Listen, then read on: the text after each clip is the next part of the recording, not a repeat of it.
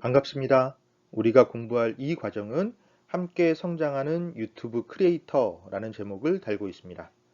유튜브는 디지털 시대의 중요한 미디어 플랫폼이자 사회 전반에 큰 영향력을 행사하고 있는 창작자, 즉 크리에이터들의 활동 무대지요.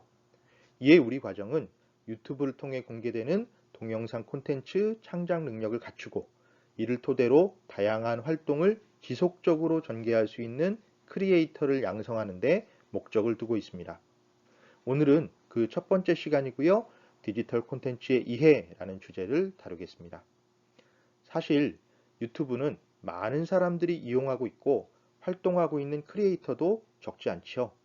또 관련 논의가 제법 누적되어 있기도 합니다. 그런데 그동안의 논의들은 대체로 유튜브에 대한 일반적인 설명이거나 영상 촬영 및 편집 등의 기술적인 측면에 집중되었던 것이 사실입니다. 물론 이런 부분도 중요해요. 하지만 실제 창작 과정에서는 그 외에 콘텐츠 기획, 주제 설정, 스토리텔링 등등의 부분을 간과할 수 없습니다. 특히 시작 단계의 유튜브 크리에이터들은 하이 퀄리티 영상을 만들려고 하기보다는 다소 영상의 품질은 떨어지더라도 자신의 아이디어를 명확히 전달할 수 있는 영상들을 제작해서 경험의 양을 축적하는 훈련이 더 필요합니다. 이런 까닭에 이 과정을 개설하게 되었어요.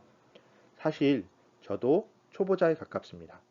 유튜브를 비롯한 디지털 콘텐츠를 연구하고 강의하고 컨설팅을 진행하고는 있지만 어디까지나 이론적인 부분으로 한정되었습니다.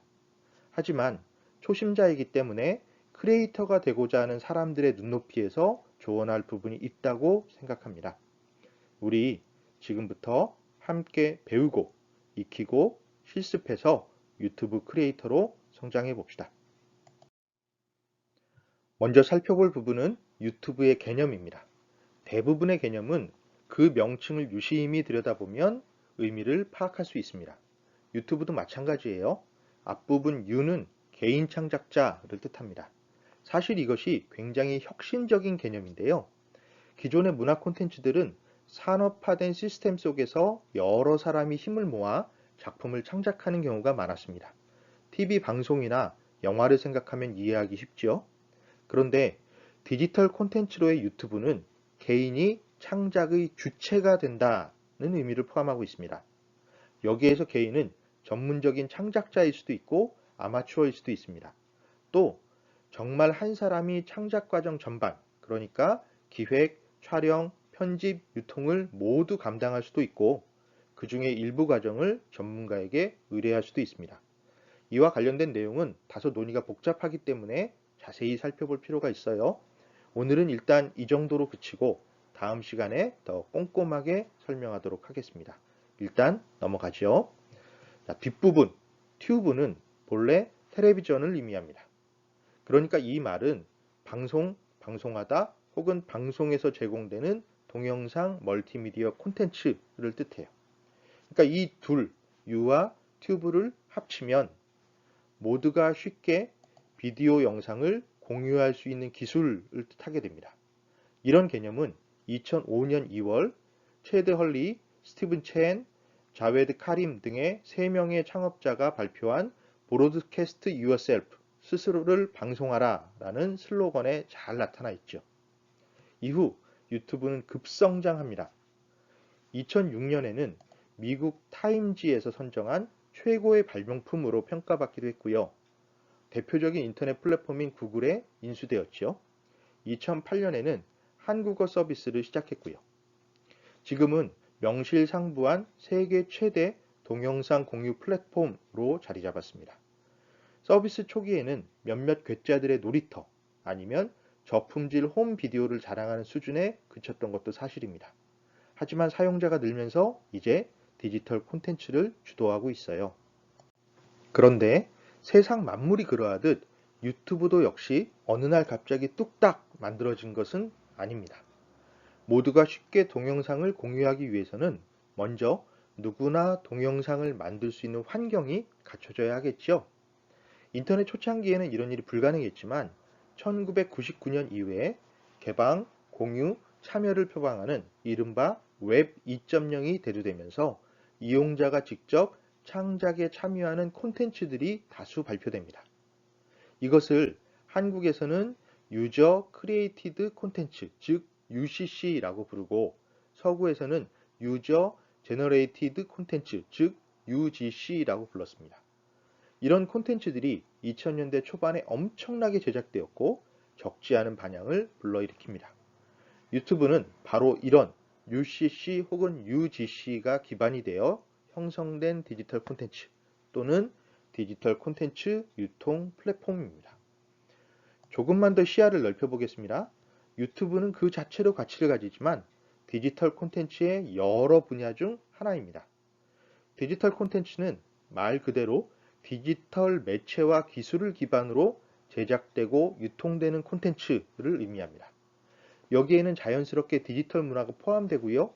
그래서 디지털 콘텐츠는 지금 이 시대를 대표하는 문화 콘텐츠 산업의 핵심 분야로 인정받게 되었습니다. 유튜브는 디지털 콘텐츠 중에서도 방송 분야에 해당하는데요. 여기에는 유튜브 이외에도 아프리카 TV, 트위치, 네이버 TV 캐스트, 그리고 15초에서 1분 이내의 아주 짧은 이른바 숏폼 영상을 공유하는 틱톡 등이 포함됩니다.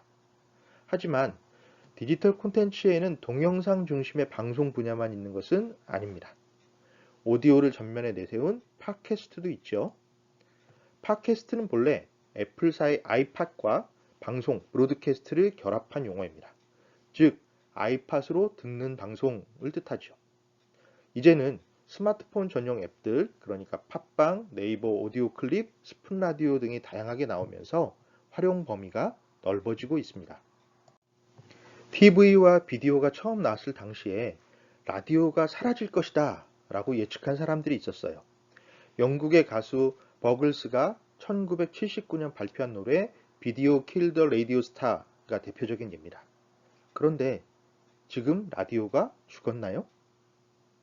비록 영향력은 줄었지만 여전히 라디오는 유효한 매체입니다. 운전을 하거나 공부를 할 때, 반복적인 노동을 할 때는 비디오보다 오디오가 유용한 측면이 있기 때문이죠. 마찬가지로 디지털 콘텐츠에서도 동영상 중심의 방송이 강세를 보이고는 있지만 오디오 중심의 팟캐스트도 나름의 가치를 유지하리라 판단합니다. 이 외에도 소셜 네트워크 서비스, 즉 SNS가 있습니다. 트위터, 페이스북, 인스타그램, 카카오 스토리 등등. 이외에도 수많은 서비스가 나왔죠.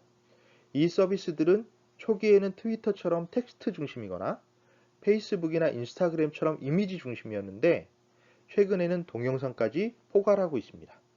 앞으로도 다양한 미디어와의 융합을 통해서 사회적 관계망을 강화하리라고 판단합니다. 또 블로그의 영향력이 여전히 남아있어요. 블로그는 웹과 로그, 즉 일기 혹은 일지의 합성어인데요. 웹에 쓰는 일기 정도의 개념으로 출발했습니다. 앞서 얘기했던 웹 2.0 초기에 나온 서비스예요. 영상이 주도하는 시대지만 오디오의 가치가 여전히 유지되고 있다고 했듯이 텍스트, 즉 문자의 역할도 마찬가지입니다. 동영상이나 오디오가 유용한 분야가 있고요. 문자로 읽을 때 더 의미 있는 분야도 있죠. 그러니까 블로그는 앞으로도 계속 영향력 있는 디지털 콘텐츠의 한 분야로 견제하리라 믿습니다. 자, 일단 여기까지 살펴봤습니다.